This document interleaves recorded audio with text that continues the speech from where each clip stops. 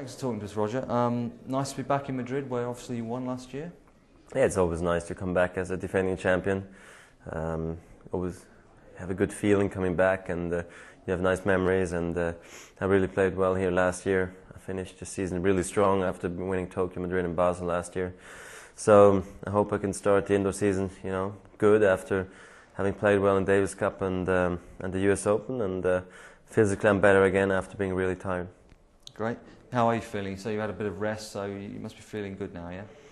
Yeah, after the Open we had Davis Cup a couple of weeks after, and after that I was supposed to go to Tokyo, but had so much muscle pain in my chest, in my legs, and I was just really drained from the whole US Open series as well as the US Open. So I preferred to take a rest and not take a chance on health, and I was just home for 2.5 weeks. I didn't do anything for over 10 days, so I really got to relax, and I've just got taken up practice lately again, and I'm feeling okay in practice, but I still need a few days to really feel fine. And obviously important for you to do well here because you've got points to defend, yeah? Yeah, I mean, it would be nice, to start the indoor season, in good fashion, and then, go from there for Basel and Paris and Shanghai.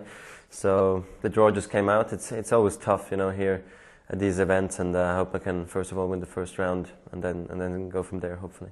Sure. Obviously, after your US Open victory, you seem to keep just producing results again and again. How do you sort of maintain such high standards? Yeah, I mean, I felt a lot of pressure after Wimbledon, after Rafa defending all his points, on the clay court season, made another Wimbledon run, all the way to the finals, and basically I had all the points to defend and he had not that many.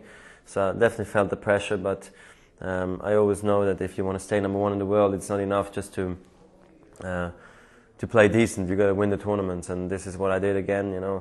Played the finals in Montreal, won Cincinnati, won the US Open, and that all just helps to maintain good rhythm, and you actually forget about maybe a few hiccups you have during the year, and it's crucial to win big events, and you always got to push yourself forward. And I'm on a great run, especially in Grand Slam levels. I've got 12 now, and I hope we can keep that run going as well next year and again.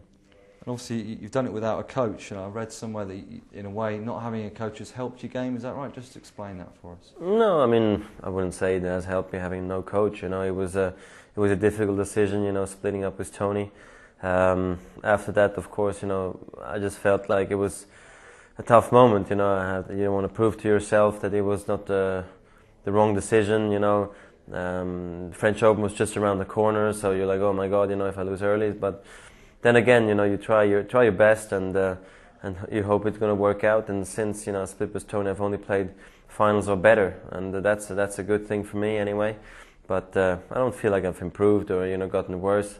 I've been able to maintain a good level of play, and important is just to be well organized too for the practice sessions. When I'm away from the matches, that I have maybe my Davis Cup captain helping me out, my conditioning coach who I've been with for a very long time already, and maybe get some hitting partners. You just have to be maybe a bit better organized than when you have your coach who you usually travel with. Sure, and obviously the Grand Slams are over for this season.